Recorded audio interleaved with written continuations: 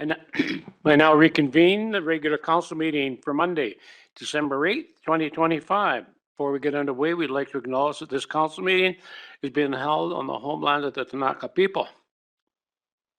For the agenda tonight, the adoption, please remove item 8.8, development variant permits 3090.20.2511-720, 28th Avenue South Subdivision Development Servicing Bylaw number 3633, 2008 from the agenda due to the mistake in the notification to adjacent property owners which failed to meet the required legislated timelines. The postponement will ensure that notice will meet the procedural requirements of the Local Government Act. Can I get a motion to adopt the agenda of the regular council meeting of Monday, December 8th, 2025 as amended? Councillor Peabody, Councillor Bassett. I knew that. All in favor? Opposed? That's carried. Thank you, Councillor Bassett. Can I get a motion to adopt the following? Minutes of the special council meeting of Wednesday, November 19th, 2025. Minutes of public hearing of Monday, November 24th, 2025. Minutes of the regular council meeting of Monday, November 24th, 2025. Minutes of the special council meeting of Wednesday, November 26th, 2025. And minutes of the special council meeting of Friday, November 28th, 2025. Mover. Councillor Popoff, Councillor Ray. All in favor? Opposed? That's carried. Thank you. I'll now recess the regular council meeting to enter into our public hearing for tonight. We have one public hearing. This public hearing is being convened pursuant to Section 465 of the Local Government Act to consider the following bylaw. City of Cranbrook Official Community Plan, our Path to Cranbrook 2042 bylaw, amendment bylaw number 4228, 2025. This hearing is being held in person and electronically with residents and interested parties being given the opportunity to express their views. This meeting is being broadcast live on the city's website, and there is a link on the homepage that will take you directly to the meeting. At this public hearing, any persons who believes their interest in properties affected by the proposed bylaws will be given an opportunity to be heard. No one will be or should feel discouraged or prevented from making their views known. However, it is important that all who speak at this meeting restrict their remarks to the matters contained in the bylaws, and it is my responsibility as chair at this meeting to ensure that all remarks are so restricted. Members of council may ask questions of you following your submission. However, the main function of council members this evening is to listen to the views of the public and not to debate the merits of the proposed bylaws with individual citizens. Those of you who wish to speak concerning the bylaws should, at the appropriate time, begin by clearly stating your name, address, and then give us the benefit of your views. You will be given 5 minutes for your submission. I will call for submissions 3 times for each bylaw. Once the public hearing is closed, members of council cannot take any further input regarding the proposed bylaws and will then deal with the bylaws during the regular meeting of council held after the public hearing. The bylaw for consideration tonight is proposed City of Cranbrook Official Community Plan, our Path to Cranbrook 2042 Amendment Bylaw number 4228, 2025. The bylaw proposes to add the interim housing needs report completed in 2024 to the official community plan in accordance with the provincial regulations, as well as incorporating several housekeeping amendments. The purpose of the bylaw is to meet the requirement that municipalities complete an interim housing needs report by January 1st, 2025, with the first regular reports needing to be complete by December 31st, 2028, and every 5 years thereafter, and that municipalities are required to update their official community plans and zoning amendment bylaws by December 31st, 2025 to accommodate the number of units identified in the interim housing needs report. The proposed bylaw reflects the necessary OCP amendments required to meet the provincially mandated deadline of December 31st, 2025. I will call on any members of the public who are in the chamber tonight to speak first. If you wish to provide comments, please come up to the podium, provide your name, and address us with your comments. Nobody. There's nobody in the chamber. If you're on the phone line waiting to speak, when it is your turn to speak, you will be allowed to unmute yourself by pressing *6, and you will have your opportunity to provide us with your views. I will now call a first time for submissions. So Mayor Price, there is no registered speakers and we have no speakers online. Thank you. I will now call a second time for submissions. I will now call a third and final time for submissions. Hearing no further comments, I now close the public hearing for the proposed City of Cranbrook Official Community Plan, our Path to Cranbrook 2042 Amendment Bylaw number 4228, 2025. Thank you.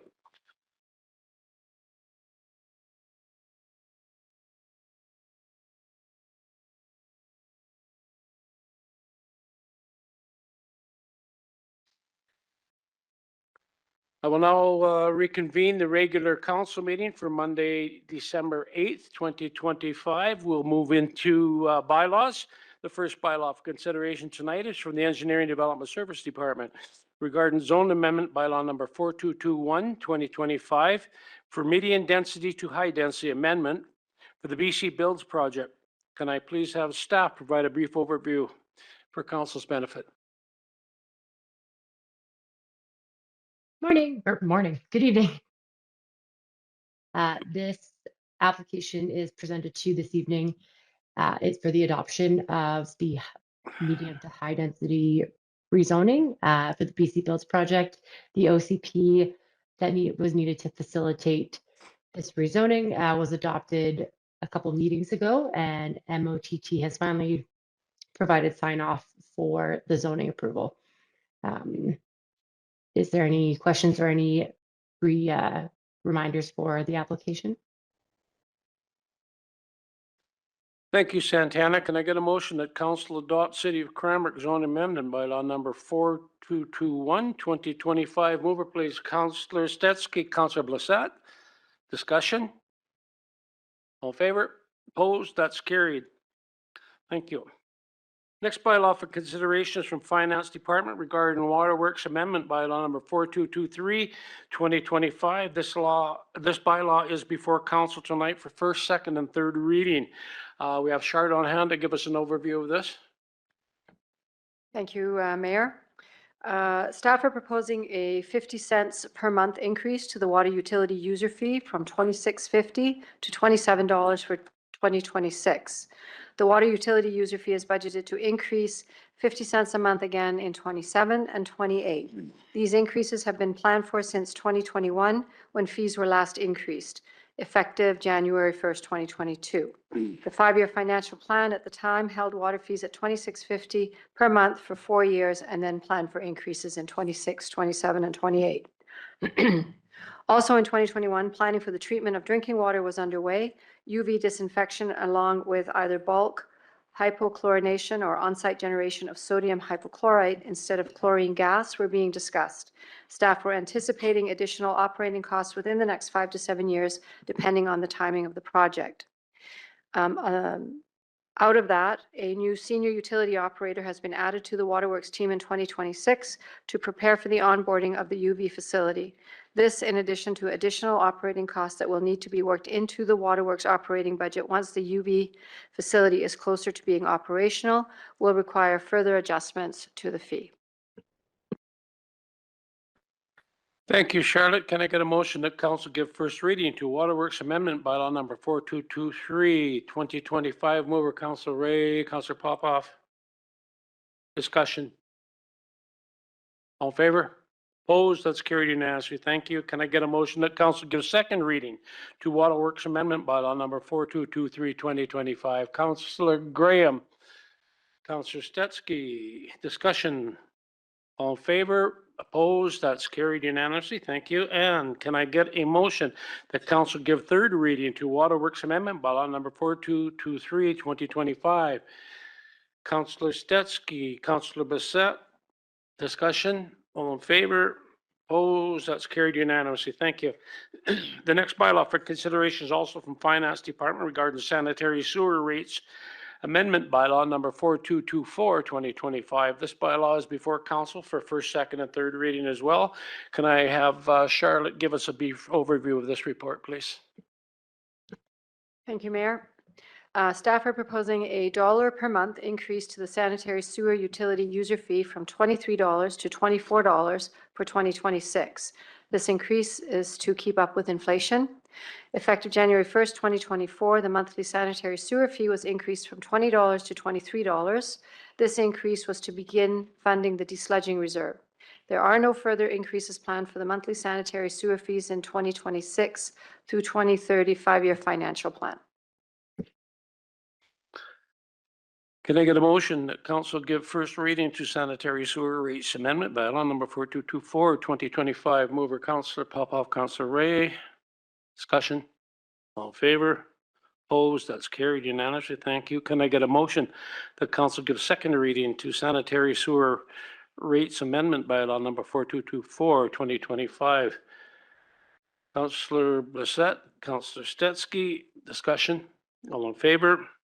Opposed? That's carried unanimously. And finally, can I get a motion that council give third reading to sanitary sewer rates amendment bylaw number 4224, 2025? Councillor Stetsky, Councillor Peabody. Discussion. All in favor? Opposed? That's carried. Thank you. Next bylaw is also from Finance Department regarding solid waste and recycling collection and disposal amendment bylaw number 4225, 2025. This bylaw is before council as well for second and third reading. Charlotte, can you give us an overview of this as well?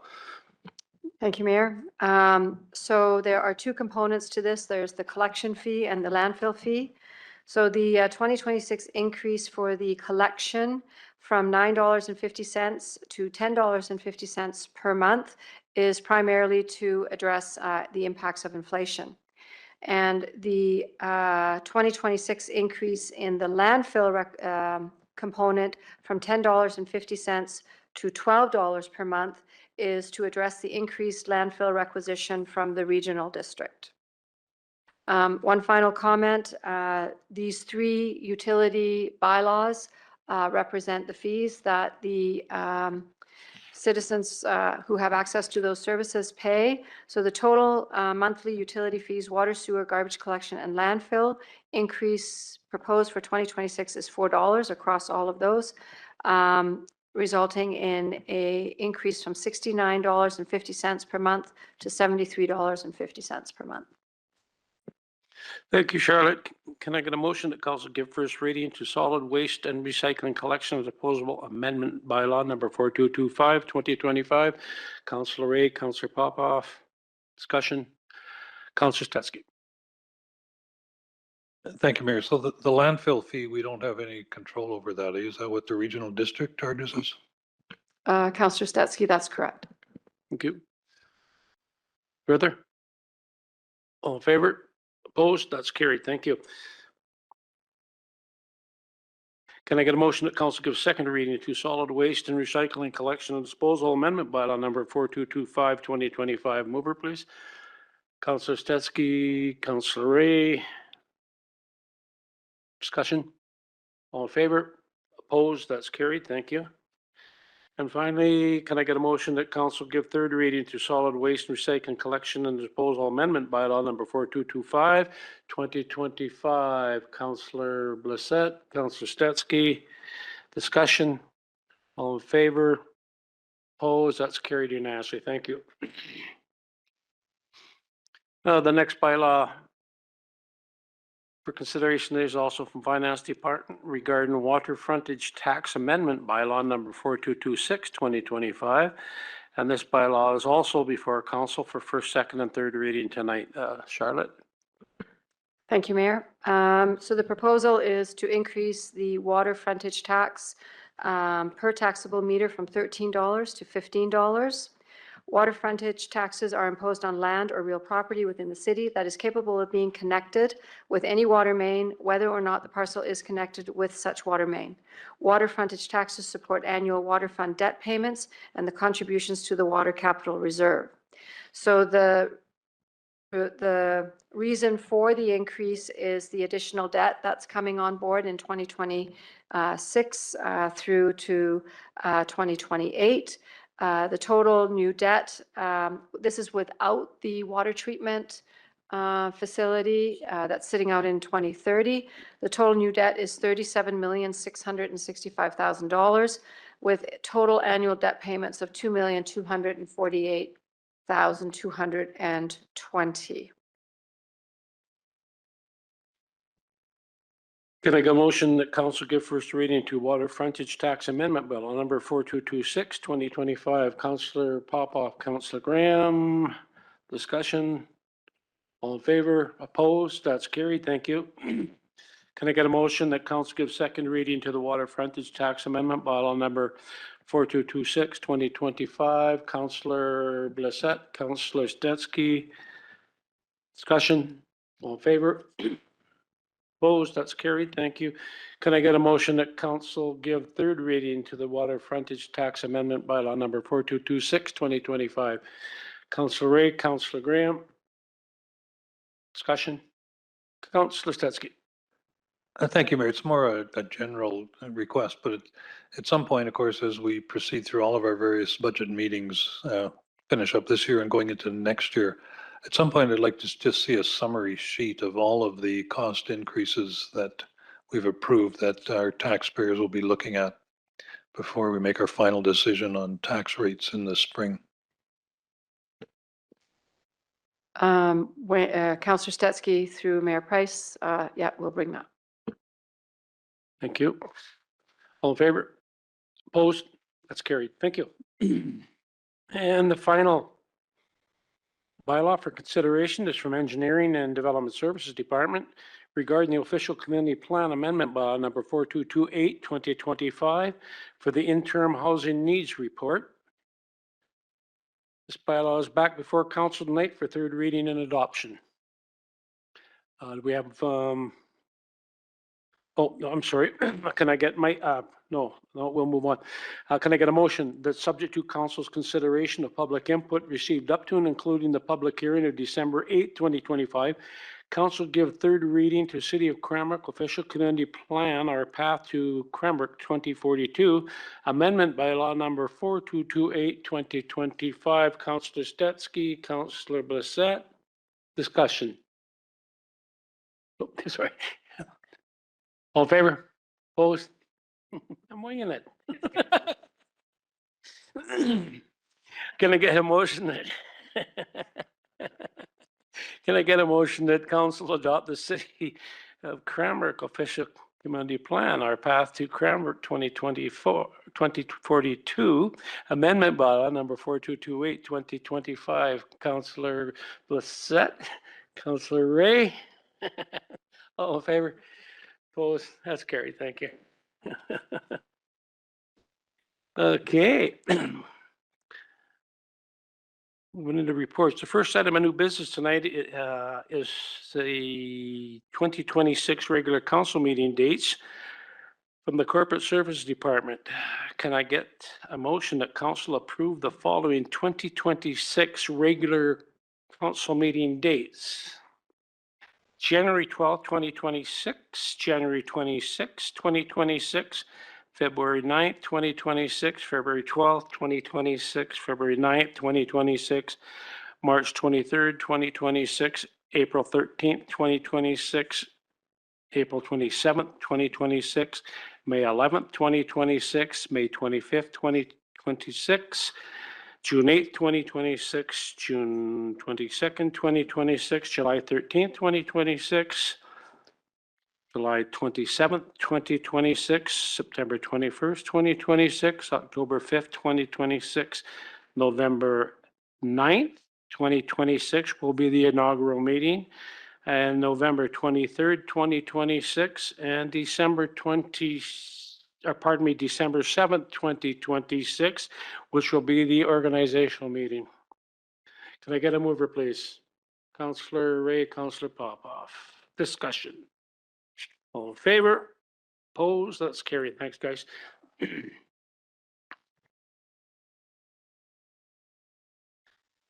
The next item of new business is the 2026 acting mayor appointments from the mayor's office. Can I get a motion? The council approve the following schedule for 2026 acting mayor appointments during the absence, illness, or other disability of the mayor. January and July 2026, Councillor Stetsky. February and August 2026, Councillor Ray. March and October 2026, Councillor Bissett. April and September 2026, Councillor Graham. May 2026 is Councillor Peabody. June 2026, Councillor Popoff. November 1 to 9, 2026, Councillor Peabody. Mover, please. Councillor Stetsky, Councillor Bissett. Discussion. All in favor? Opposed? That's carried. Thanks, guys.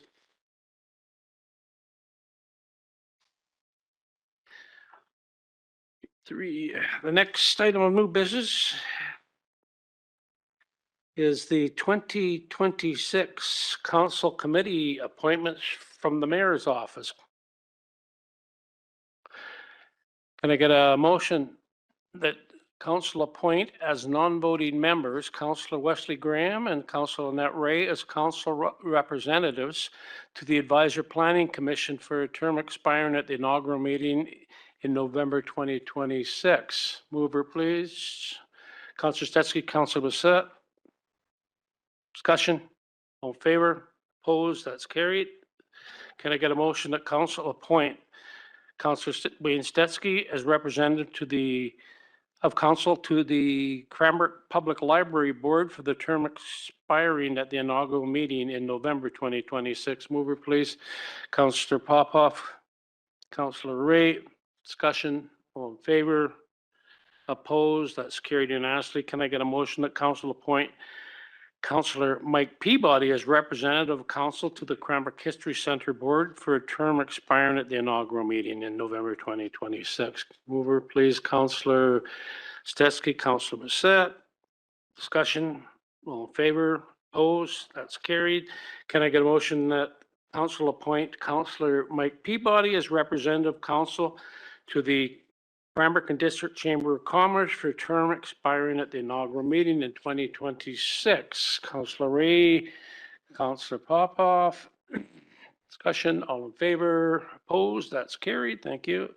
Can I get a motion that council appoint as a non-voting member Councillor Ron Popoff to the Visit Cranbrook Board for a term expiring at the inaugural meeting in 2026. Mover, please. Councillor Ray, Councillor Bissett. Discussion. All in favor? Opposed? That's carried unanimously. And finally, can I get a motion that council appoint Councillor Wayne Stetsky to the Naka-Kinbasket Treaty Advisory Committee for a term expiring at the inaugural meeting in November 26, and further that council appoint Councillor Norma Blissett to the Tanaka-Kinbasket Treaty Advisory Committee as an alternate for the term expiring at the inaugural meeting in November 2026. Mover, please. Councillor Stetsky, Councillor Peabody. Discussion. All in favor? Opposed? That's carried unanimously. Thanks, guys. A little sip here. Okie dokie. The next item of new business for consideration is the 2026 public at large appointments to committees from the mayor's office. Can I get a motion that council appoint Nicholas Greenfield to the Advisory Planning Commission as a representative of the public at large for a 3-year term expiring at the organizational meeting of council in December 2028, and that further that council appoint Robin Gold to the Advisory Planning Commission as representative of the public at large for a 2-year term expiring at the organizational meeting of council in December 2027, and further that council appoint Alana Corbett to the Advisory Planning Commission as representative of the public at large for a 2-year term expiring the organizational meeting of council in December 2027. Mover, please. Councillor Popoff, Councillor Graham. Discussion? All in favor? Opposed? That's carried unanimously. Thank you. Can I get a motion that council appoint John Zimmer to the Board of Variance as representative of the public at large for a 3-year term expiring at the organizational meeting of council in December 2028? Mover, please. Councillor Bassett, Councillor Ray. Discussion? All in favor? Opposed? That's carried unanimously. Thank you. Can I get a motion that council appoint Tazy Struzas to Cranbrook Public Library Board as representative of the public at large for a 2-year term expiring at the organizational meeting of council in December 2027, and further that council appoint Sharmishta Bhattacharya to the Cranbrook Public Library Board as representative of public at large for a 2-year term expiring at the organizational meeting of in December 2027, and further that council appoint David Clark to the Cranbrook Public Library Board as representative of public at large for a 2-year term expiring at the organizational meeting of council in December 2027. Councillor Stetsky, Councillor Ray. Discussion? All in favor? Opposed? That's carried unanimously. Thank you. Can I get a motion that council appoints Sonia Patron to Key City Theatre Society as representative of the public at large for a 2-year term expiring at the organizational meeting of council in December 2027? Mover, please. Councillor Bassett, Councillor Ray.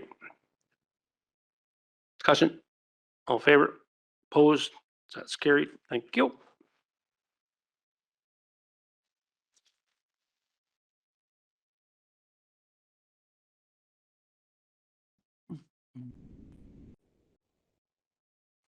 Next item of new business for consideration tonight is from the Recreation and Culture Department regarding East Kootenay Track and Field and their training request from Western Financial Place.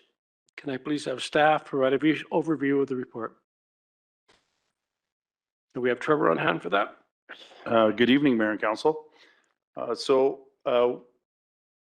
East Kootenay Track and Field brought a letter to Council, and Rec and Culture staff have done some research, and they're not the only organizational group that has requested the use of Western Financial Place Upper Concourse for training purposes.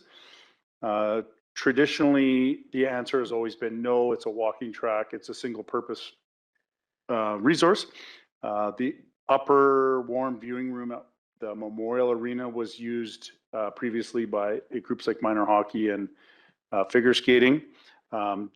Now we're in that asset management and looking at that facility and the structural ability to take that load of cross training happening up there.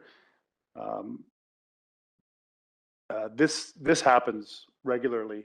So this cross training happens regularly at Western Financial Place already. Currently, it's not recognized by the staff, and if the staff witness it, they ask them to cease what they're doing. We still have walking going on, so a lot of times the walkers continue to walk around, but dip down into the stands to walk through. But now that we've installed the handrails, they actually have to dip down quite a ways to get past them. So it's just becoming that the interaction is not safe, especially for those that use the walking space, because it is, level and not slippery and whatnot. So moving forward, staff have been thinking about this regularly for quite some time now of how we can make this happen. So the lower concourse space, I guess we call that if we had public skating where people would change their skates before they went on the ice. So that area is used quite regularly, especially by minor hockey and the Triton Swim Club. It's a space that you can do anaerobic workouts, stretching, loosen up your arms and legs and whatnot, but you can't actually do running. So this use of the upper concourse would probably be beneficial. It's already happening. It'd be beneficial if it was happening in a regulated way where we could schedule it let the walkers know when it's either closed or adapted to different formats and whatnot. One of the struggles we might have is with the running. Obviously, if the teams are doing cross training, they're doing wind sprints and shuttle runs and stretching and whatnot. But if you're doing a full concourse running, so if they're running the entire way around, we do believe it would have to be a closed concourse in order to get in and out of the stand. So even when the ice is being used, there are parents and siblings and spectators watching practices. So to get in and out of the arena from the lobby to the space, you'd have to cross through that concourse. And if you were using the washroom, you'd have to walk across that. So, if we had crosswalk guards while the running was happening, or there's ways that we can work this in to ensure everybody gets use of the great space indoors in the winter, especially. Thank you, Trevor.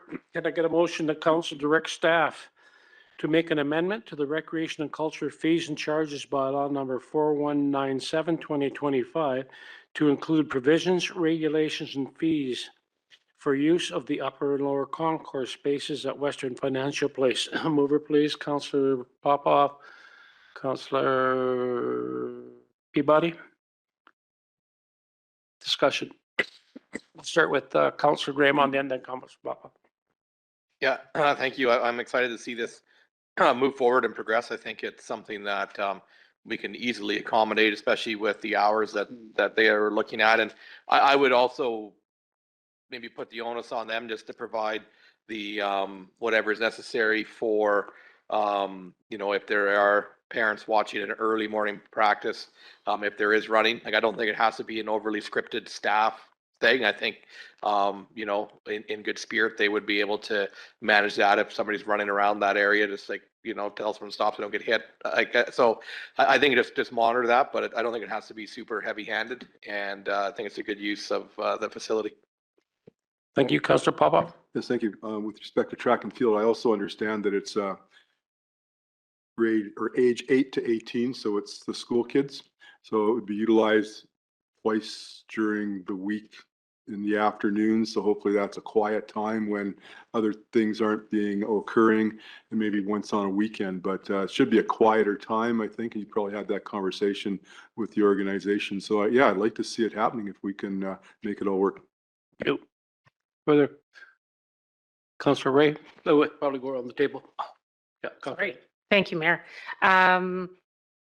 So I'm pleased to see this request come forward, and as Trevor mentioned, it's sort of the next in a list of these types of requests. So I'm glad to see it moving forward in a formal way, and good to see that the Track and Field Club has identified the early morning hours of 6 a.m. to 7:30 a.m. for the times that they're targeting. I'd be interested to see, I understand there's other facilities that do similar things, so it'd be great to gather some best practices in terms of scheduling or whatever, if they've had any lessons learned and how they manage this. And yeah, Western Financial Place is a very valuable city resource, and it is a very expensive city resource. So we actually do want to see it used as much as possible. So I look forward to seeing where this goes, and certainly appreciate that the Track and Field Club identified that, for a reasonable cost, of course, that they're willing to pay to have this additional access. So appreciate them bringing that forward. Thank you, Councillor Bishop. Nothing. Councillor Peabody. Thank you, Mayor. Trevor, just curious, would Track and Field, would it work for them to use half of the concourse, and then just like instead of doing full loops around, just kind of turn around halfway, go back the other direction? And then that way it'll leave access to the stands for parents and grandparents and access to the bathrooms? Mayor Price to Councillor Peabody. My understanding is that wasn't their initial request. You can always bring that back to them, but I do feel that early morning time is quieter. There is minor hockey 3 days a week at that same time slot, which does bring in parents and siblings specifically. And our walking is surprisingly busier at that time. So there will be some adjustment of the walking schedule for what I would perceive as a full closure for the running, but the more groups that we're going to have are actually going to be the afternoon groups. So the running may only be 3 days a week, but I foresee if we offered, 2 to 3 hours a day, 5 days a week, that's immediately booked. So that's another 15 hours that would likely happen between what happens right now. I mean, I was dealing with it prior to coming to council tonight. So it does happen between the, after school. So 3 o'clock, 3:30, 4 o'clock till 6 or 7 at night. Typically during Triton Swim Time Club is that time, minor hockey's at that time. So it's just going to have to, we'll figure out some best practices, what will work, what doesn't work. And, if the running club doesn't need the entire side, it'd be easy to do the one half as well. Great. Okay, thank you. Councillor Steske. Yeah, thank you, Mayor. Good initiative. So I assume a proposed fee schedule will come back to council. You're implementing the fee.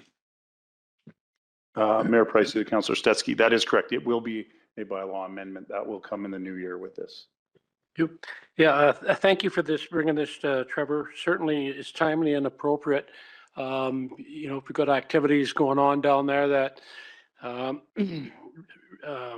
really haven't been recognized activity, we're leaving it up to staff to make those operational decisions. This policy decision, for liability purposes is spot on. So thank you for bringing it forward and getting it into policy. So thank you very much.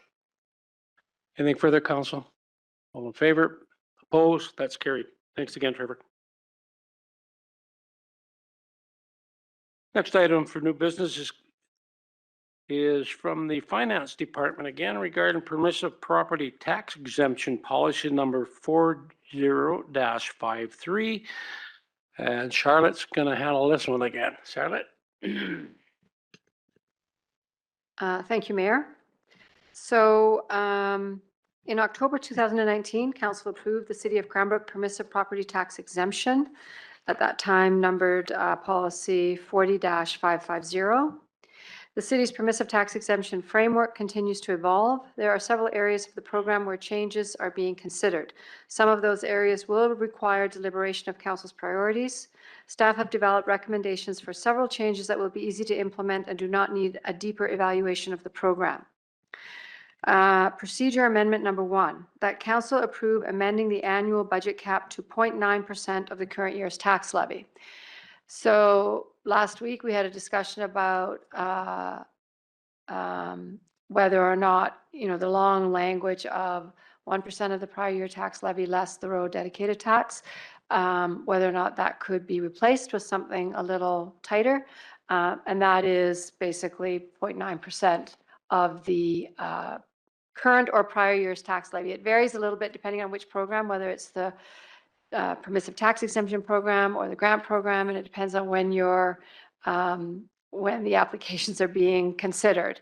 But for the permissive tax exemption, it's always the current year because the applications are for tax exemptions in the next year. So probably too much information, but so that and if council does approve this amendment, we would bring back an amendment to the municipal grant program to align the cap with similar wording. The intent is that they result in a similar result. And the current permissive tax exemption does not exclude the road dedicated tax. So the cap was a bit higher than the municipal grant program. Had the new cap been in place, or the proposed cap been in place for the consideration of the 2026 permissive tax exemptions, the cap would have been $38,409 lower. Procedure amendment number 2, that council amend the deadline for submission of applications to May 31st. The current application deadline of July 31 does not leave enough time for evaluation of applications and preparing the package for council's consideration in September.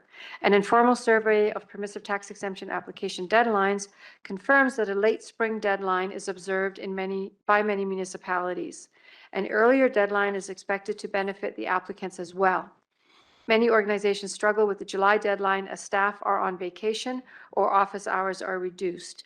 This also makes it challenging for the city for city staff to obtain additional information that may have been missed in the application.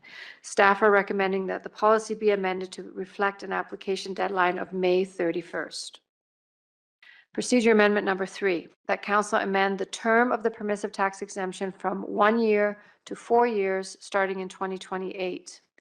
Council considers permissive tax exemptions annually, applications annually. If approved, the exemption is valid for 1 year.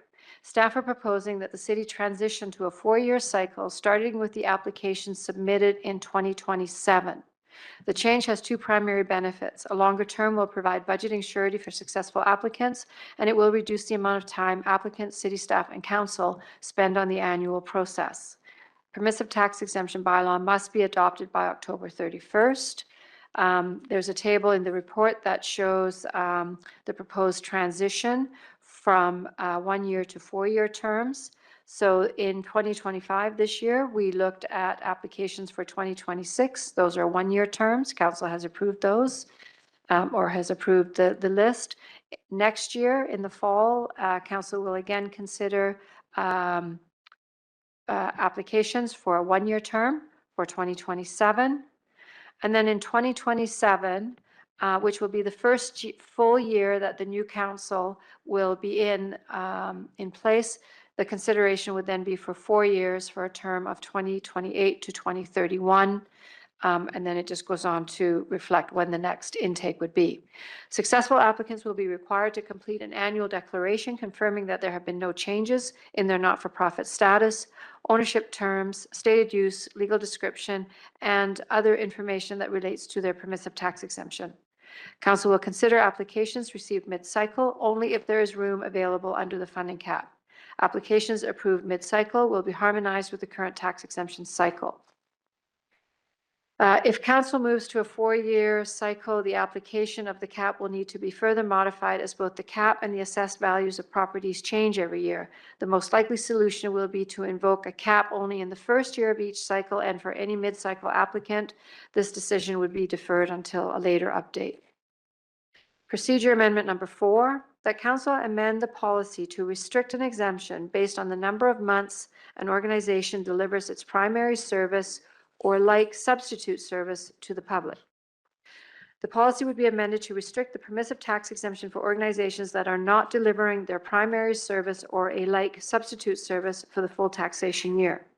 The exemption will be based on a proportionate amount corresponding to the number of months during the taxation year in which an organization is open to the public and actively providing its primary service or like substitute service.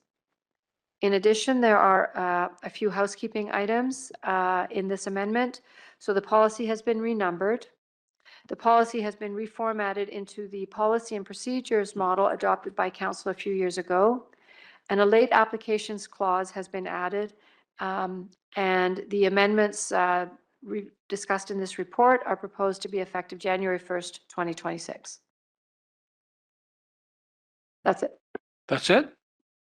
Thank you, Charlotte. Can I get a motion that council approve the City of Cranbrook permissive property tax exemption policy number 40-53? Mover, Councillor Ray, Councillor Blissett. Discussion, Councillor Statsky. Yeah, thank you, Mayor. I particularly like number 4. I think that's a good addition. What happens under number 1 if and under what circumstances might you see the total exceed 0.9% of the current year tax levy, and what happens at that point if that happens? Councillor Statsky through the mayor. If the eligible pool exceeds the cap, then the applicants are all prorated to fit under the cap.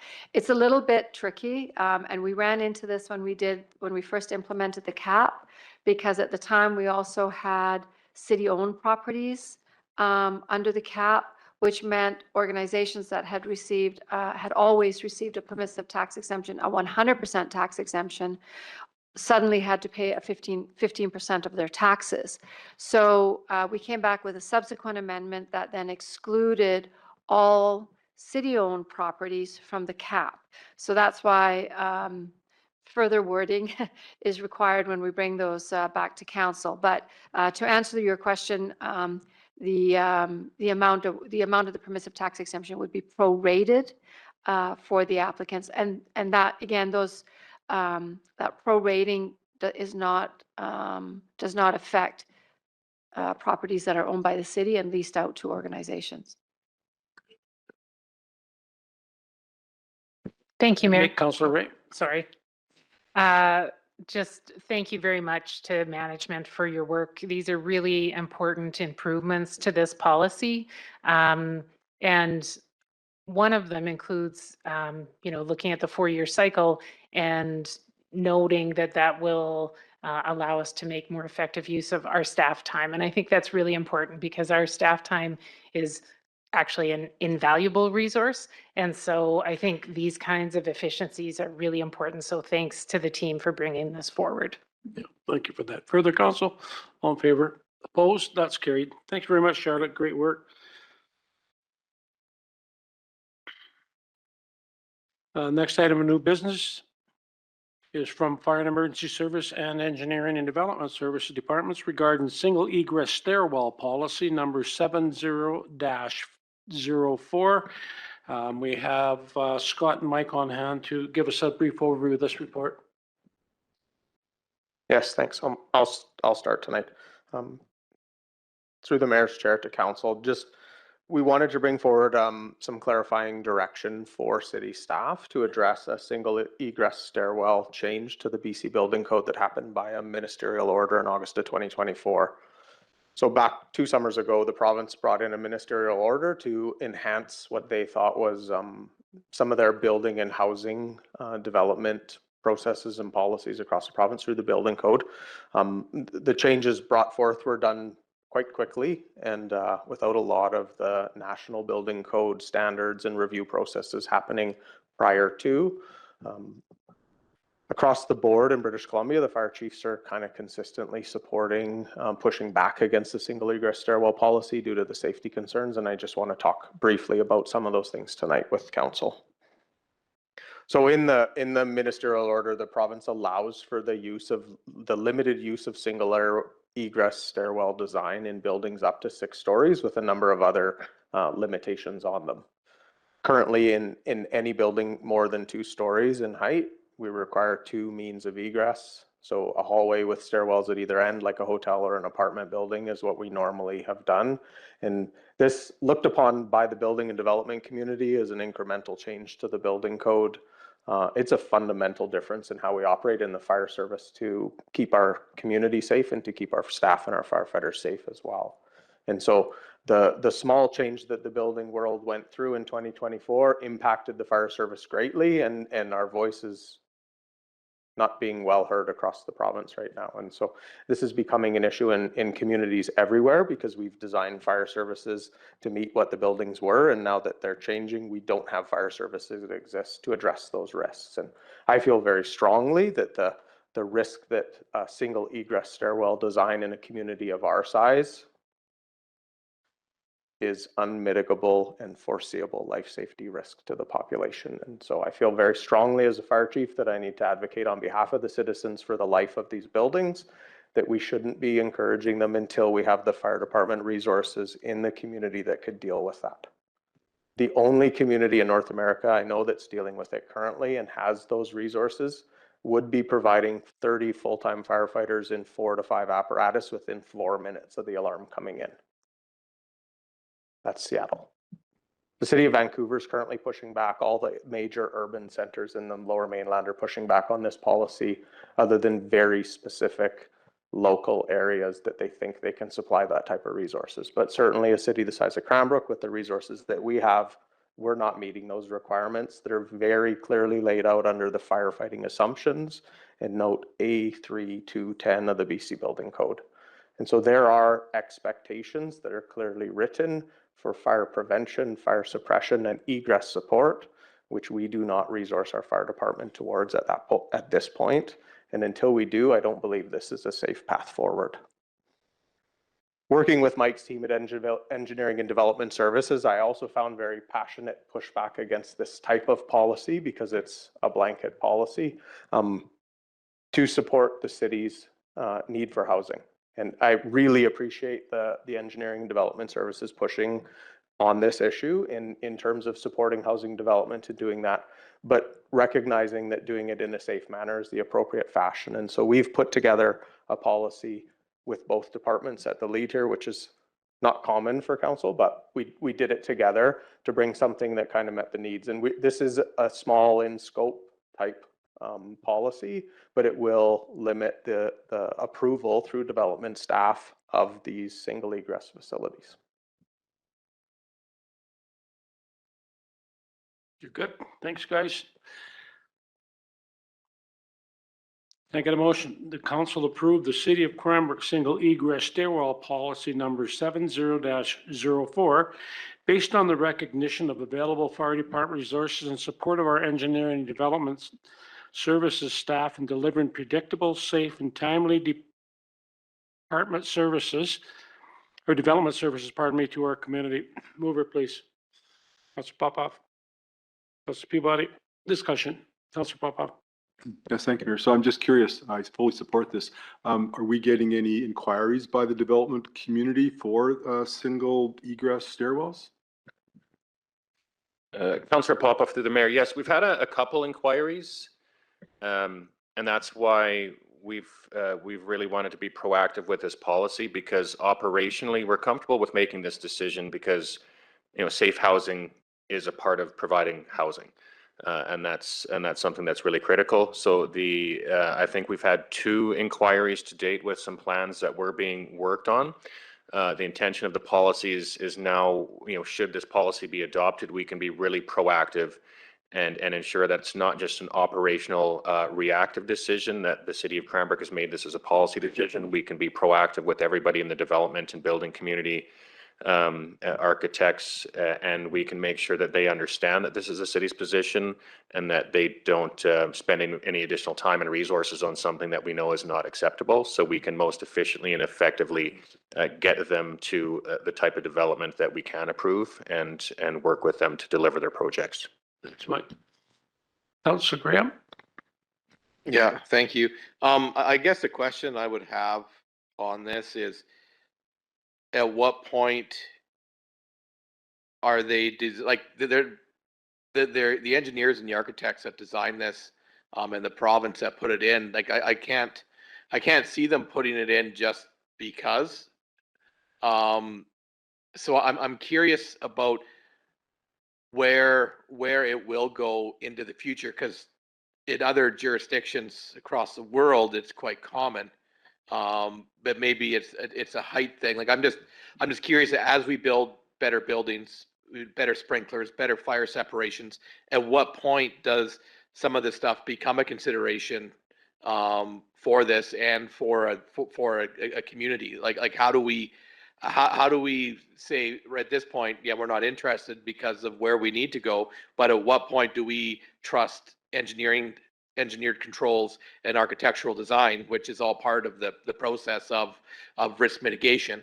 At what point do we trust that to then the bottom line of allowing it? Yeah, and I think you hit the challenges that as staff we're having right on the head, is that there is no firm, clear line that says, yes, no, we're going to start, we're not going to start. Where I'm at right now is like, as the fire chief in the City of Cranbrook, when I look and read the assumptions, is we don't meet any one of the 4 assumptions neatly, cleanly, and robustly, never mind all 4 stacked on top of each other. So we're quite a ways away as a community from being able to meet those assumptions.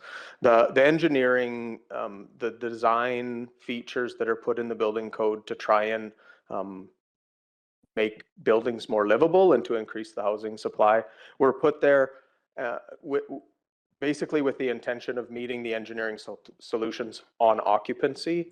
But what the fire service knows, and what has not been heard through that ministerial order that got pushed past us without consultation from the firefighters and the fire chiefs across the province and the country, and has not gone through the appropriate National Building Code review process, is that throughout the life of the building, which is when people are occupying it, which are our citizens, is that those building safety features that are engineered and designed are expensive to maintain. We see 40% deficiencies in egress corridors in multifamily occupancies across the province. And so we have evidence that says we probably should have put a lot more thought into this as a province before we approved this order to increase the housing stock in a quick way. This isn't an easy win. This is an expensive win for the building manager. This might be a cheaper win for the developers, but the development community across the province, and it was noted in a report to the Vancouver City Council last summer, they're also looking for variances from all of the engineering solutions because they're too expensive for the single stairwell. So they're negating the cost savings at development, looking for variances from local governments, and then passing the cost of maintaining any of those engineered solutions on to the building manager for the life of the building, which is challenging. So I don't know, I can't say when we'll get to a point in our engineering and occupancy experience where this is going to be a good idea, but I can certainly say from the Chief's chair in Cranbrook, it's not a good idea at this time. So Scott, just to be clear, this is a provision of the BC Building Code, and it has not been adopted in the National Fire Code or by other provinces in Canada. Is that correct?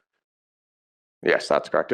It's still to go through the national review process. The NFPA is still looking at it in terms of life safety standards, and there's a lot of controversy over the consultation process that occurred. Yeah, thanks, Scott. Call the question. All in favor? Opposed? That's carried unanimously. Thanks, guys. This is really important that you brought this forward, and we're managing this in a policy manner. Thank you.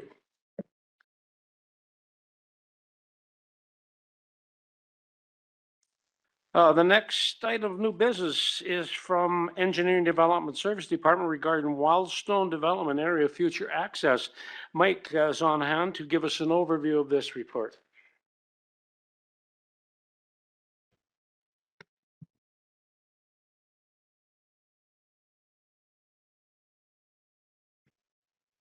Thank you, Mayor and Council. I'm just trying to scroll through that lengthy attachments on that previous report to get to the front of this one. Okay, this report is intended to provide council with an update and a bit of an overview of local governments, authorities through various processes to obtain road right-of-ways or public road dedication for the purposes of completing road networks within the community, which does include access and egress from development areas. So from a background perspective, this is brought to light through some of the council discussions and through some of the public conversations that have been happening around the Wildstone development area. There have been a lot of discussion on secondary access to the existing public road and access off of McPhee and Industrial Road G, and specifically looking at a secondary or additional access out of that Wildstone development area in Wildstone proper. So from the inception of the Wildstone development, including the Wildstone neighborhood plan and the official community plan, the need for multiple accesses to that development area have been a part of City of Cranbrook policy and bylaw. So the OCP, including the Wildstone neighborhood plan section, does speak to it. I won't read this in details, but it does speak to the fact that a public connector road shall be constructed that would provide additional access that is either off of Echo Field Road or off of the extension of Many Road. And attached to this report is a copy of Schedule 7, which replaced the former Appendix H, which is known as the road network or the Cranbrook Major Road Network Plan. And that map does show those connections that are intended to be constructed as a part of that development. Now, the city does have multiple avenues by which we can acquire public road dedication and facilitate the construction of public roads. The most common and effective way is in areas underdeveloped through the subdivision application and approval processes, where the city's approving officer can require road dedication and construction to occur. So that's an authority that we have through provincial legislation, and it's the details are within our subdivision and development servicing bylaw. So the vast majority of roads in the city have been done as large undeveloped tracts of lands have developed. At that time, we do require road dedication and also the construction of the roads primarily up to city standards. Sometimes there's different mechanisms in there as far as larger roads or the city contributing to oversizing. But for the most part, through the act of subdivision and development is when road dedication does occur to service that lot and to service often the lands beyond to provide continuous connection of road right-of-ways. The other alternatives could include either direct purchase or negotiation to acquire public land, acquisition through expropriation, or acquisition through similar local government authorities through the subdivision process, which has recently been given to us through building permit application. So rather than it needing to be a subdivision, if somebody does apply for a building permit, at that point in time, through that, a building permit is a type of development permit, and we can also require road dedication at that point in time. All of those options, not all of those options, the options as far as direct purchase or negotiation or expropriation would require public funds or taxpayer funds to be used for the construction of the road. And any purchase or expropriation would require city funding. So when we're looking at the considerations of what's the most efficient and effective way to do it, it would typically be through the process of subdivision and development. Staff do recognize and acknowledge, and through the policies that we do have in place, through council's adopted policies, that additional access roads in the Wildstone community are needed per that road network plan. Staff do believe currently that the most efficient and effective way, as I mentioned, is through subdivision development approval process. There is development interest happening on the remainder of the lands in the Wildstone area. So there's actively discussions with landowners and developers on understanding that the OCP does require those future road connections to be done, and city staff would require those dedications and road construction considerations to be undertaken at those time of those subdivision and development applications. So that's that summarizes a report. Thanks very much, Mike. And I got a motion to council direct staff to plan for and facilitate the creation of a secondary road connection to the private portion of Wildstone Drive. Mover, please, Councillor Ray and Councillor Popoff. Discussion. Councillor Peabody. Thank you, Mayor. Sorry, just maybe I'm a little confused with the motion on the table. When you say plan for and facilitate the creation of the road, we're just looking at the general layout, not actually building the road and using taxpayer money for that. What's on the table right now? Councillor Peabody, through the mayor. Yes, the intention is for us to continue the establishments of road right-of-ways and construction through the development process as a best practice. So that's what this report is entailing, is that the majority of the roads dedicated and constructed are done by development through development, and that's what the motion is intended, is to not do any other process other than as development occurs to continue requiring the roads to be dedicated and constructed through development, not through any other processes. Any other processes would require an act of council to dedicate funding towards it and to provide any direction on the expropriation or the acquisition of land, which would be a council decision and a council process. So what this motion is intended to seek is that through our approving officer authority and through the policies and best practices that we have in place, to have those roads identified in the road network plan in Wildstone to be constructed as those parcels are developed and subdivided. Okay. And supplemental, if I may. Mike, I know like the current road into Wildstone is a Strata-owned property. Do you see like this other road being sort of similar Strata ownership, or would you like this to be a road built to city standards and owned by the city? I think I don't know the exact specifics of the Wildstone neighborhood plan, but it does, as you can see in the OCP, it does speak to a public connector road. So those connector roads, there's a point in time where the Strata Road will end, and then there's connector roads. So the existing road that is partially constructed off of Echo Field Road, that is intended to be a secondary connection, that is a city road. So it's defined in the OCP that connector road would be a public road. Either way, they would provide public access, and whether it's strata or whether it's city owned, it would need to be constructed to good engineering standards to facilitate safe access egress and to meet the requirements of the development. Councilor Graham. Yeah, just a quick question around this. Is there a way to put the road in no different than what you did with the sewer out of Shadow, and just everybody there just gets to bill for it? Like everybody's crying for the road, well, we'll put it in, we'll just give you a 20-year whatever to pay it back, or is that not an option? Councilor Graham, through the mayor, that would be another consideration. The local area service would primarily speak to the construction costs of it, but I do believe that the cost of purchasing or acquiring or expropriating the land could also be done as a part of that same process. The complexity, similarly to Shadow Mountain, is the multiple ownerships. So if the ownership groups or interests representing the ownership groups wanted to consider that as an option for the city to help facilitate that, I think we would be happy to have that conversation and have that conversation with council as well. Further council? Call the question. All in favor? Opposed? That's carried.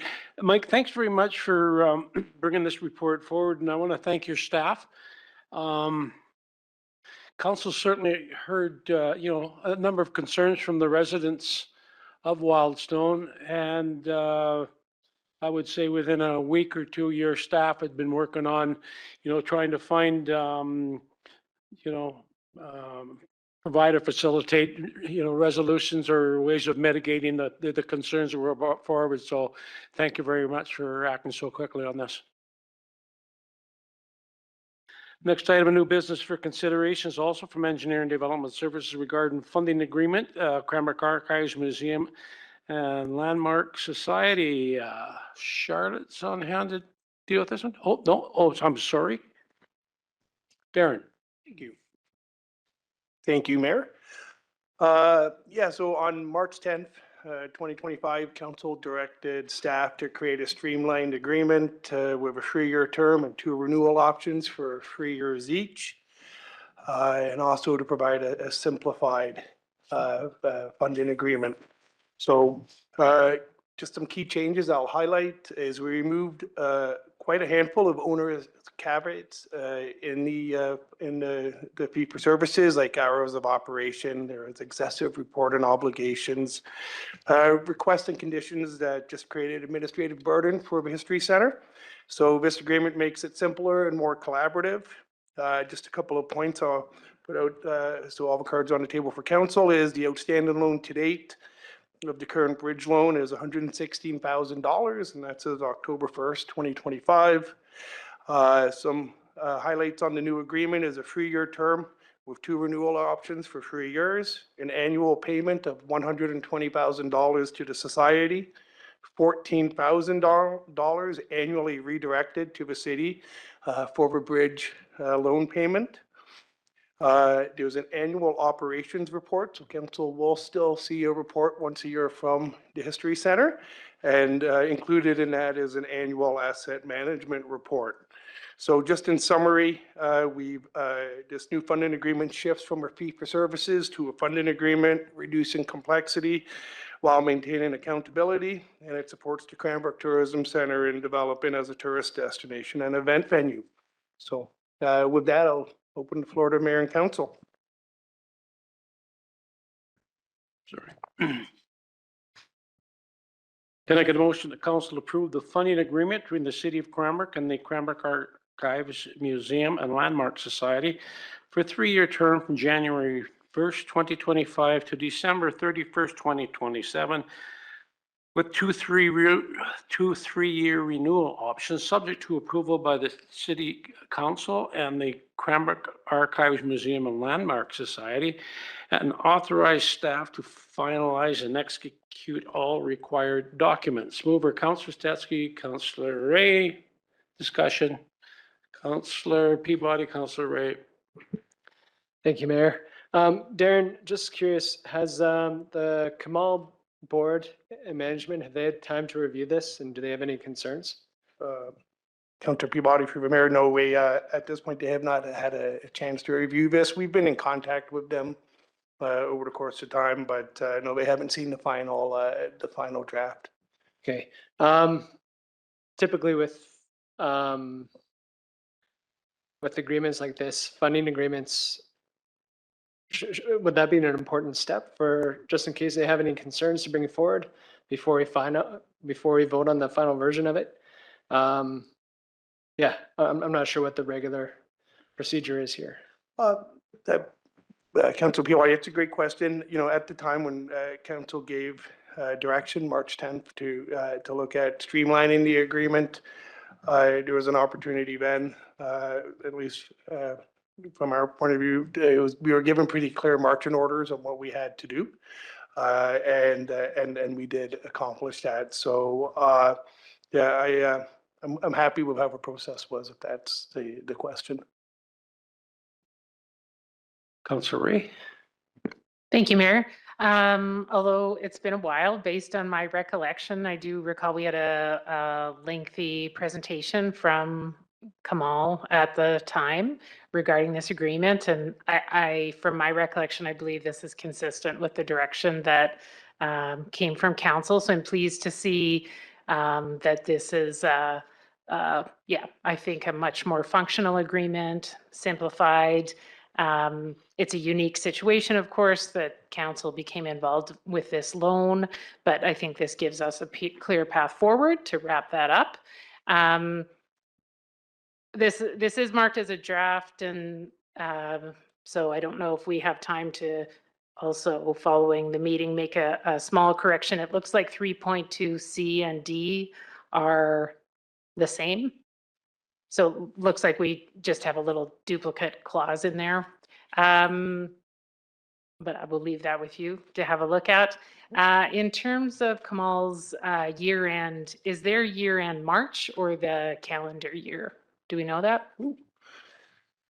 I do not know that, Councillor Ray. That's a good question. Okay, I just wanted to raise that.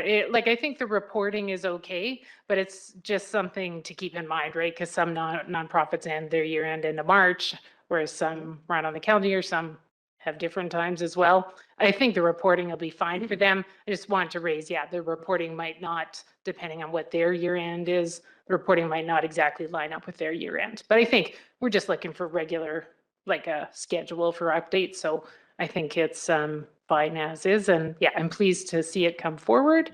And I think this is a good path forward. Councillor Stetsky. And just following up on Councillor Peabody's questions or comments, if we decided to defer the decision until you actually sit down and discuss it with with CAML, how long do you think that would take to have that discussion? Councillor Stetsky, through the mayor, that's a good question. I would imagine we could probably move through it pretty quickly. I think we've removed most of what was, you know, requested from them to be removed. Having said that, we have been paying, they've been submitting invoices, so financially, they're operating as if the contract were signed. So, you know, there isn't any impact to them necessarily. We still will have the money to come through as anticipated. I would imagine if we had to sit down with them, we could probably get something back to council in early January. It just seems kind of strange to me to have a partnership, but not talking to the partner as part of the process.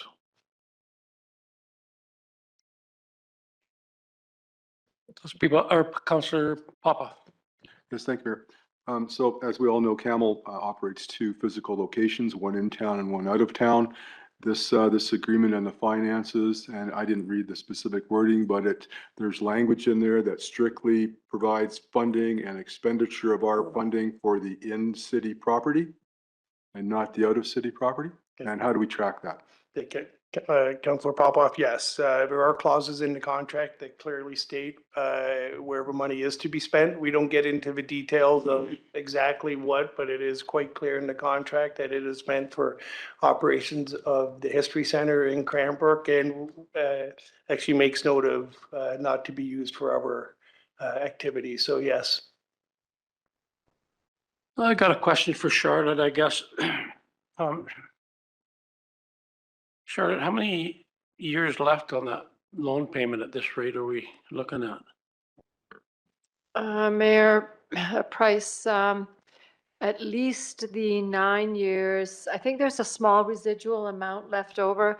We had discussed a balloon payment at the end to wrap it up at the end of that second renewal.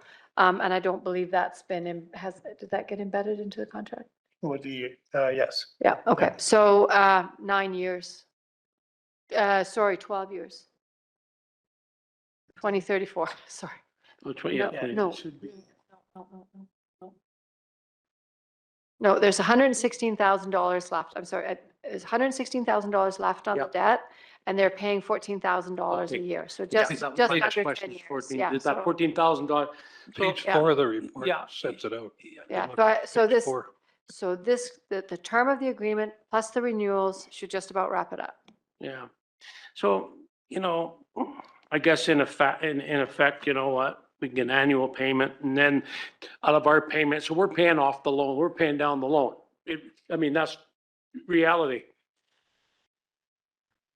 And there's always been a kind of a point of contention, I think, for several years now that I've been aware of, of this, it's this burden of this loan that they're carrying around. Oh, they got this chain, this burden of a loan around their necks all the time.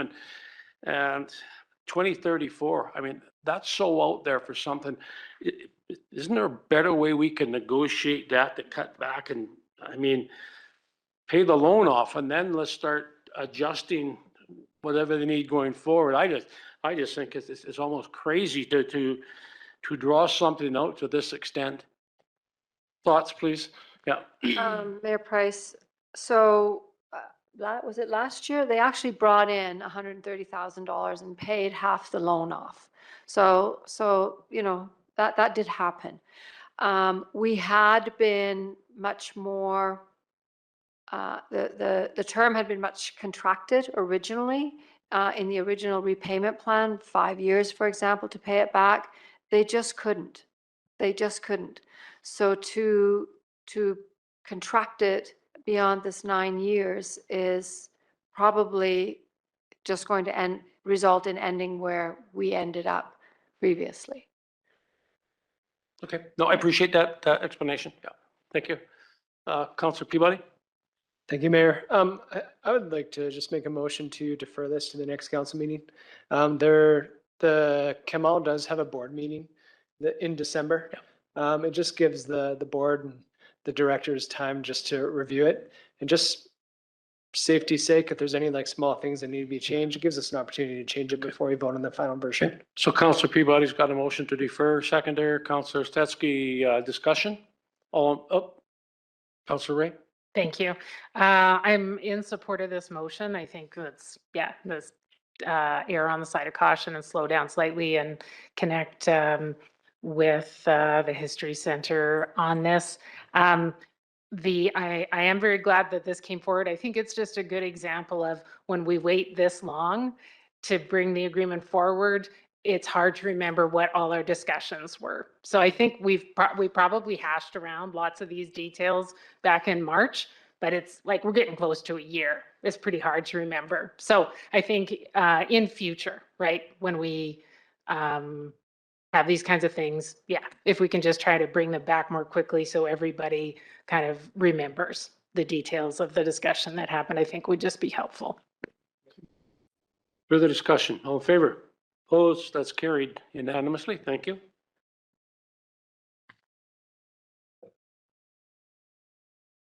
And the final item of new business is regarding a council discussion for various topics to bring to the attention of the Honorable Brittany Anderson, Minister of State for local governments and rural communities for an upcoming meeting with council. Mark, can you walk us through this? Yes, thanks, Mayor Price. So Brittany Anderson, as you said, the Minister of State for local government and community, rural communities, will be stopping through to meet with council. The meeting won't be extremely long, so just was asking for, I'm working with her staff on preparing for the meeting. So potentially 2 topics that council would wish to talk to the minister about. If council could give me that direction, I could send that back to their staff, then they can prepare. Mark, are you suggesting 2 topics, period? And council will decide as a group which 2 topics? Yes, and the portfolio is really just creating that connection between small rural communities like ours and minister, or the premier, I should say. And so it's really it's up to council if there's something that they would like to address, but given the length of time of the meeting, 2 topics will be more than sufficient. Thank you. Councilor Teske. Yeah, thank you, Mayor. Well, I guess we can try and decide on 2, but I think we should give her copies of all of the materials we presented at UBCM to the various ministers. And as Minister of State for, in theory, municipalities, I think those potentially should all be on her plate. So those are all really important topics for the citizens of Cranbrook. Thank you for that. So we prepare a package, presenter during our meeting, and then talk about 2 separate topics. Very good idea. Anything further, Council? Councilor Peabody? I don't know if this falls within a jurisdiction, but I know one topic around the council table I've talked about is the province's contribution of funding to the RCMP. I think they contribute 10% of the funding, but we're going to look at what percentage of the calls actually fall outside of our jurisdiction. If there is a need for more funding for that, I wonder if that would fall under her umbrella of responsibilities. Thank you. Yeah. Councilor Graham? Yeah, I think one thing worth noting and maybe just passing on is that letter that we sent off last council meeting with regards to that private members bill on the changes the province wants to make. Help me here, Mr. Matika, with the planning. I can't remember the exact off the top of my head, but that might be worth bringing up about how that will affect our community and what our staff is trying to accomplish. Okay. I believe that's Bill M216. Councilor Teske. And the other one, if we can fit in a third one, are all of the issues related to health. The lab, the detox and recovery center for youth, and what was the third item on that list? Yeah, we had 3. That might But you're form meeting part with of the package we're going to give her, though. We are going to be meeting with the health minister as well, shortly after. So, yeah. I think maybe between now and in the next couple of days, Mark, if we just email Mark with any thoughts that we have, and then Mark can send them out to council, and we'll get a consensus on that. Does that work? Okay. Work for you, Mark? Thank you. Okay. That brings us now to administrative updates. Our first administrative update is from Public Works Department. They have one update on the e-scooter year-end summary. Who would we have on there for that one?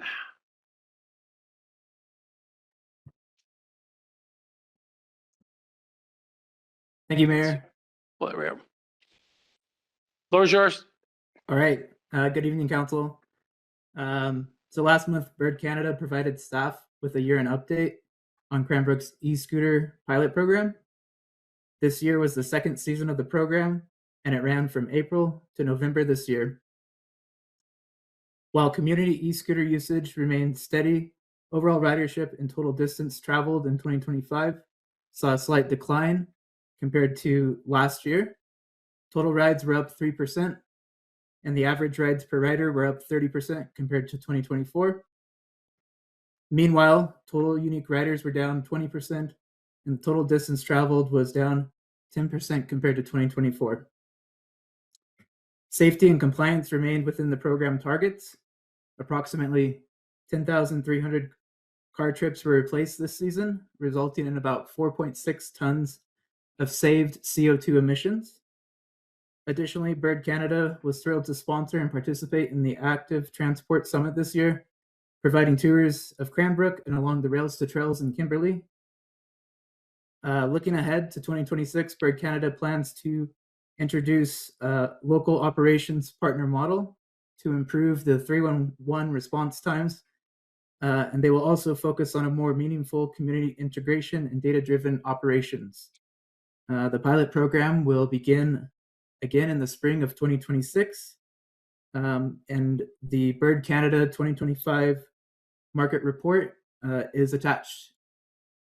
Thank you. Thanks, Cameron. It seems very positive. Council, any comments? Councilor Stetsky, Councilor Graham? Yeah, thank you. Appreciate the report. It does reference one reported incident without giving away anything you shouldn't. Was that a safety or a confrontation, or what kind of incident? Yeah, we don't know the details of the incident. City staff only really gets involved with those if it gets escalated to a more severe incident. So a lot of those 311 responses are handled within the app itself. So that's a Bird Canada item, and so we don't really have specific details to that. Councilor Graham? Yeah, thank you. Do they have, I'm not sure how much contact that we actually have with them, but are they looking at doing any kind of upgrades or bringing in, newer scooters now that they've had a couple of years here and those ones there pretty much ran right down to the ground? Or they're just going to keep servicing us with those? And if that's the case, we should be tendering out, see if other providers want to come into the community. Thank you, Councillor. Through the mayor. I know that there's discussion of, I know when the pilot program began, there was discussion of potentially rolling out e-bikes as well with the program. And I do know that they turn over e-scooter inventory. So staff can certainly have that discussion when we start to roll things out next year about what specific scooters will be part of the mix. We do have the agreement with the current provider, Bird Canada, runs to April of 2028. So we are, I don't think we have a lot of room for tendering that out at the current moment, but we're certainly happy to have those discussions. Thanks very much, Cam. Moving now to correspondence. We have 5 items on the agenda tonight. Did I miss one? My apologies.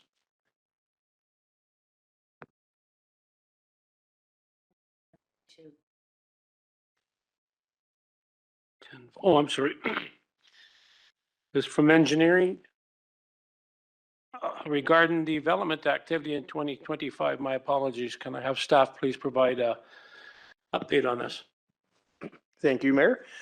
Yeah, actually coming here today with a great message. We have a lot to be proud of this year. This is a story of being prepared and working together. Mayor, council, staff, and our community all played a role in this.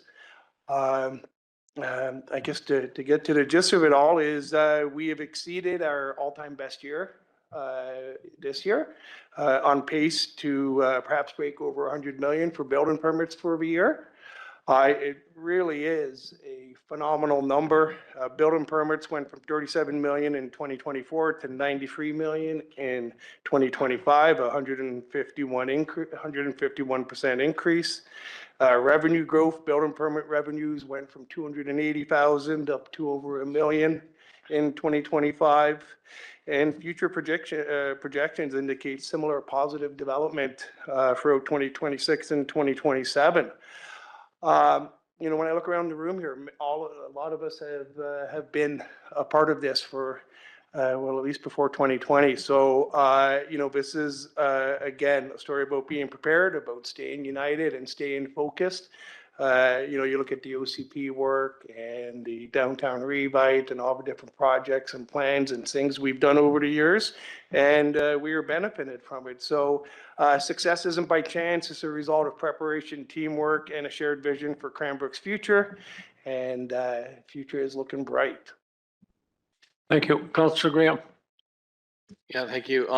When the green home comes in, I don't know if it's come in yet because you mentioned early December, but what will that bring it to for this year, or will it not come in this year? Councillor Graham, the green home, I believe, is accounting for, I think, about 24 million of this year's building permits numbers. I'm not sure what phase 2 would look like. I think the entire project is somewhere north for 200 million. So I would anticipate another healthy building permit number for phase 2. Councillor Stetsky. Yeah, thank you. It might be more of a question for our CAO. Cozy Bear Lodge, do we have an opening date yet for inviting the seniors to come and live there?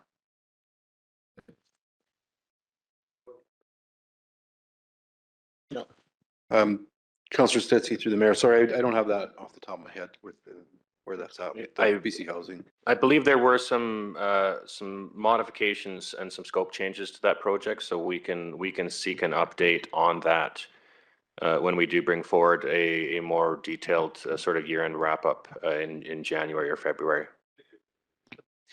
That's great news, Darren. Thank you very much. I just want to pass along council's thanks to staff. Again, these types of numbers require that type of work, input from our staff. I know our development and engineering staff have been working at, a reckless pace here for the last year. They've really been overwhelmed. It's my understanding, Darren, you mentioned that 2027, 2026, and 2027 should illustrate similar dollars increases. It's my understanding that staff right now have a pile that high on their desk for projects they're trying to get ready for this spring. So they are working now into the new year to be project ready. So thanks so much to staff. Correspondence. 5 items on the agenda. Council, maybe I'll just walk through each one, whether you want to refer to staff for information, thank you letters, motions, letters of support. 12.1 is from Bandits Baseball. Would council like to refer this piece of correspondence to staff for review and response? Yes. Okay.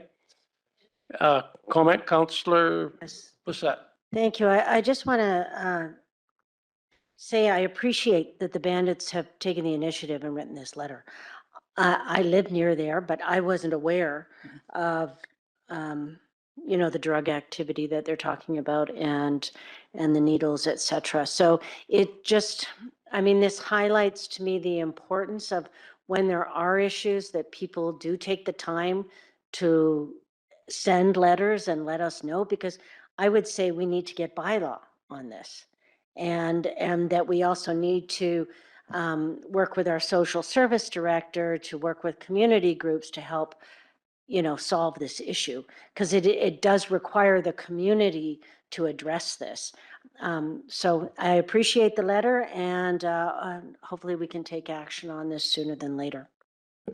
Councillor Stetsky. Yeah, thank you. Similar points with Councillor Bissett, but I think we should also refer to the RCMP as well. Yeah.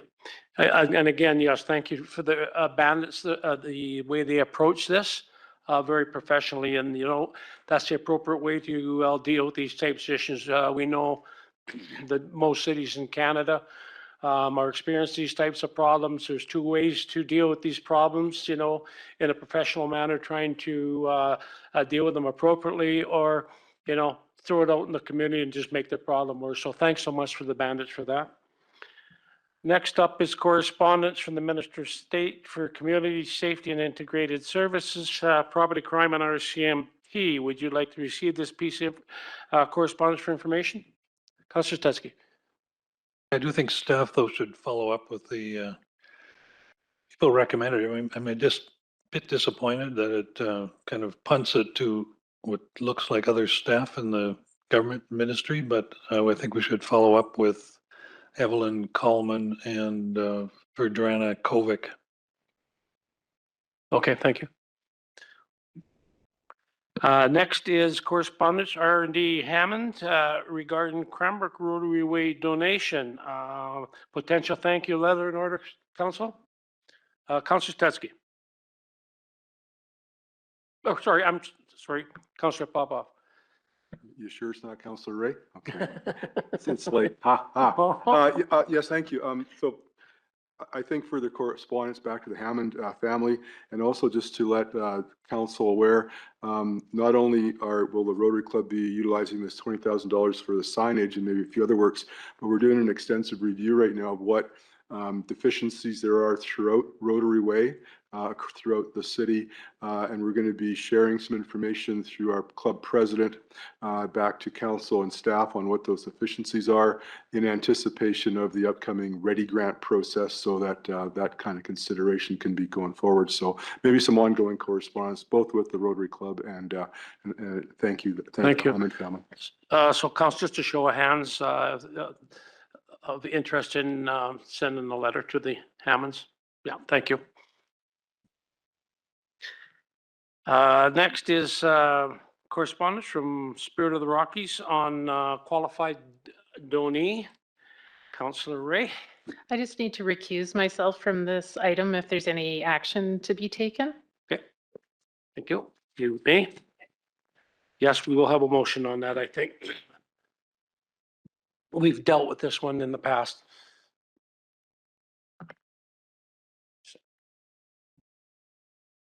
So we dealt with a similar request in the past. Shar, do you want to speak to this real quick?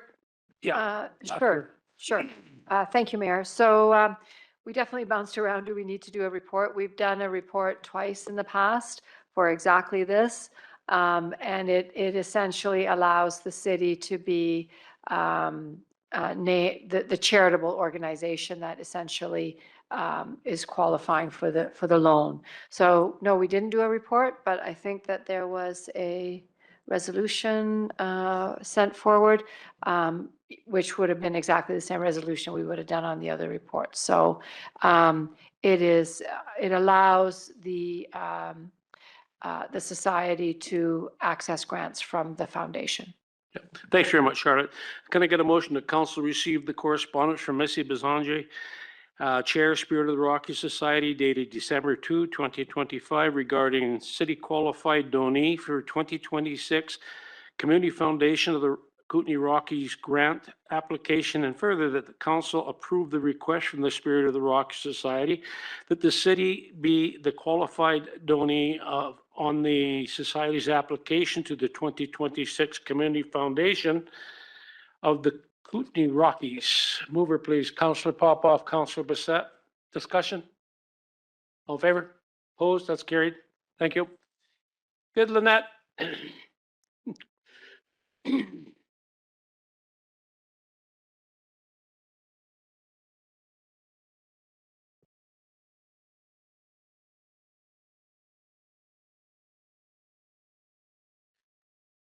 And lastly, we have a correspondence from Elevate Airport's letter of support request. For a letter of support, BCAAP funding application. Probably a motion's best on this. Can I get a motion that council receive the correspondence from Kristen Chernow, PLY Elevate Airports Inc., dated December 3rd, 2025, regarding request for letter of support, Elevate Airports Inc., and Canadian Rockies International Airport, and further that council approve the request for a letter of support. Mover, please. Councillor Stetsky, Councillor Bassett. Discussions? All in favor? Opposed? That's carried. Thank you. And that brings us to Mayor and Council's report. Let's start with Councillor Graham. Yeah, thank you. I just have one thing to mention. Well, I guess two. One is just around that active transportation path up McPhee. I'm curious. I know that there was one kind of.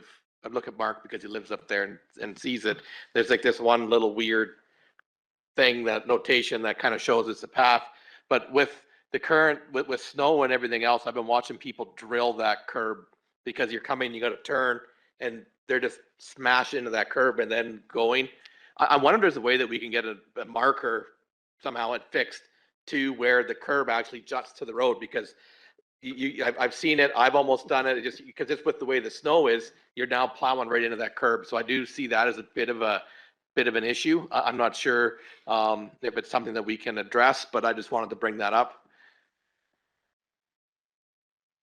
Councillor Graham, through the mayor, duly noted.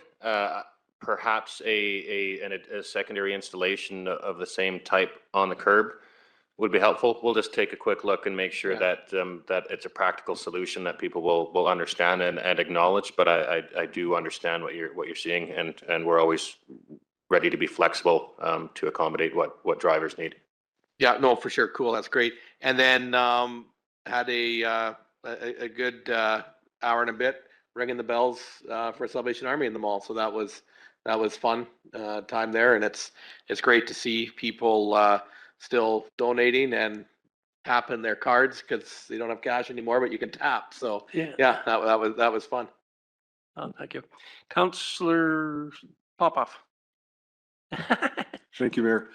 Yes, like Councillor Graham, we rang the bells at the Tamarack Mall, and it was really wonderful when they recognize you're the elected official. They want to talk to you about city matters. So I just kept, well, keep putting money in the pot, and we can continue talking all you want. So that was successful.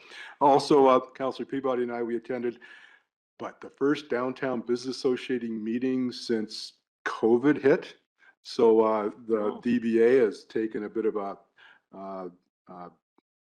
been a bit AWOL, absent over the last 4 or 5 years, but the resounding success of the downtown business people that attended on Wednesday shows that there's true interest in having that organization back up and running, and of course a very important partnership with the city going forward. So congratulations to the Downtown Business Association, and they are looking for new members to be around the executive table. So if anyone's interested, give Joey a shout. Thank you. Thank you, Councillor Ray. Thank you, Mayor.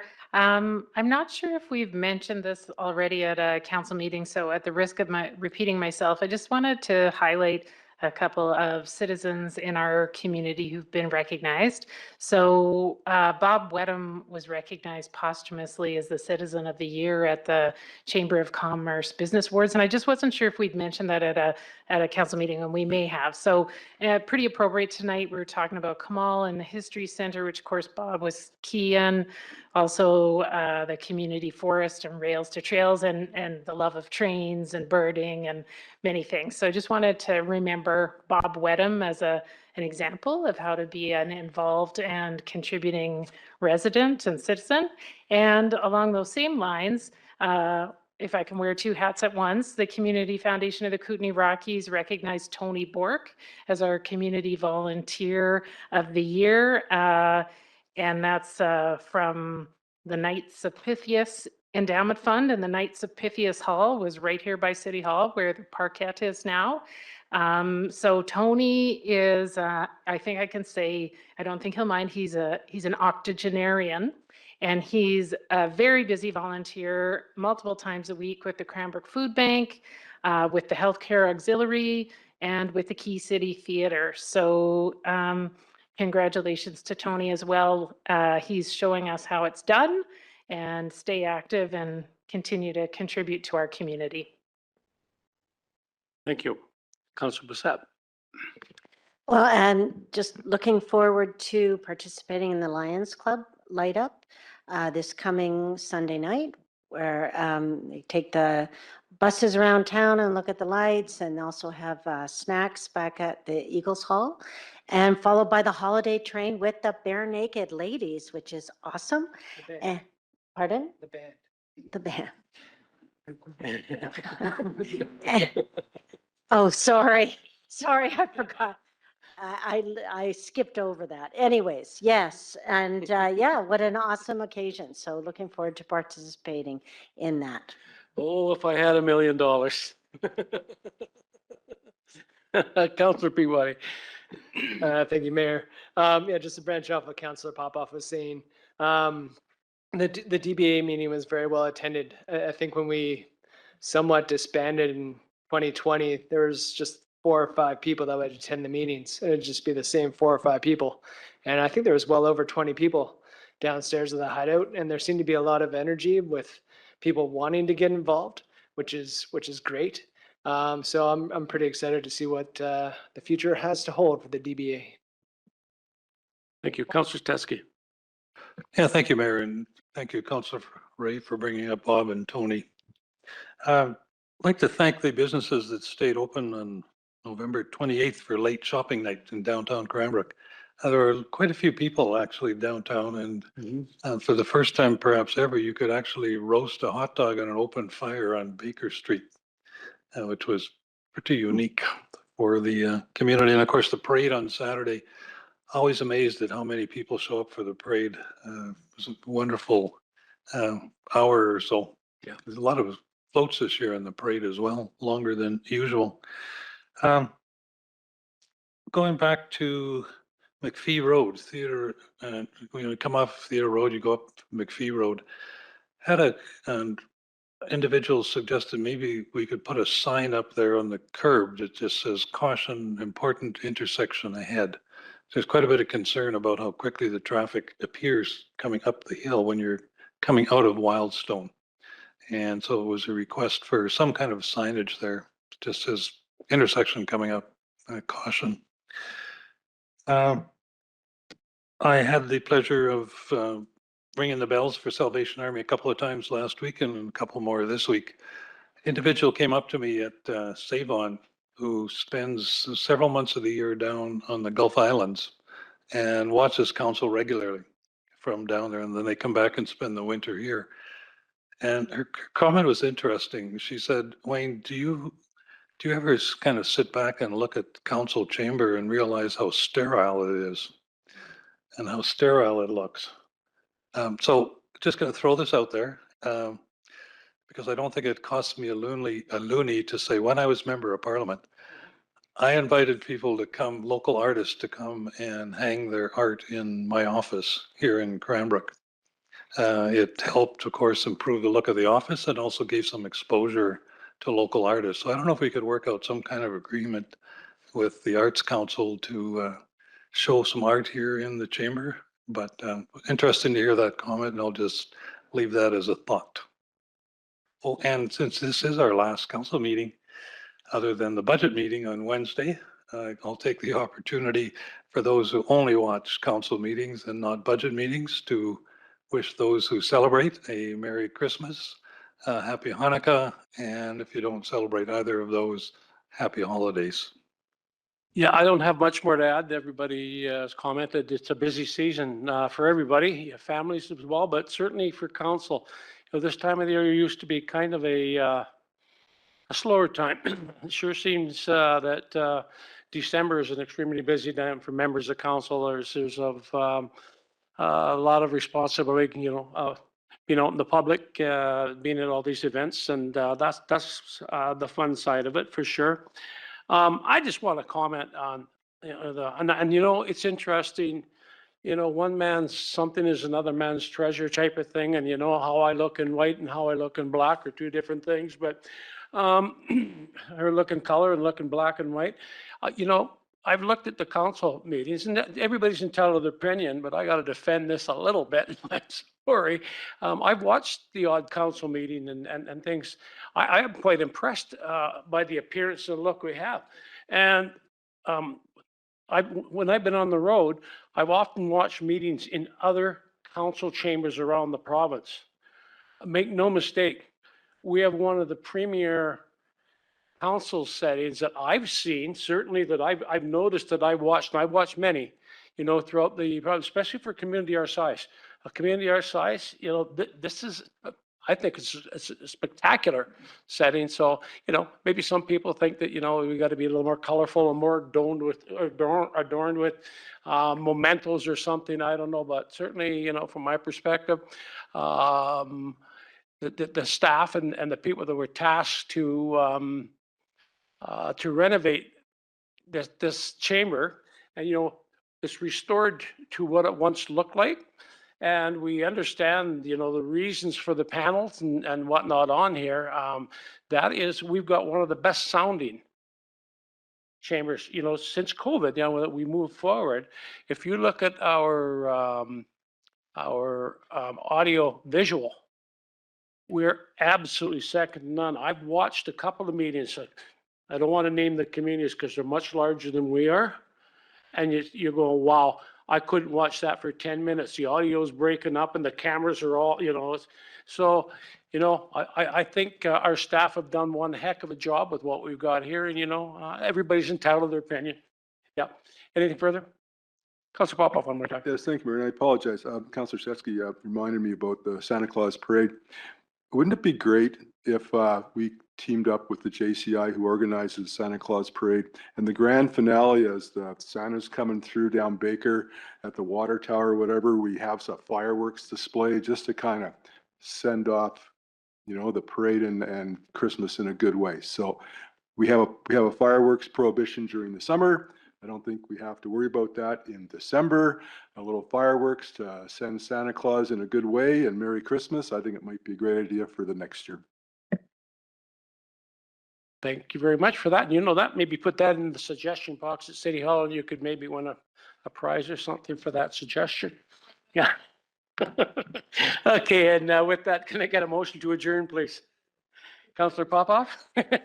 Councillor Graham, all in favor? Opposed? We are adjourned.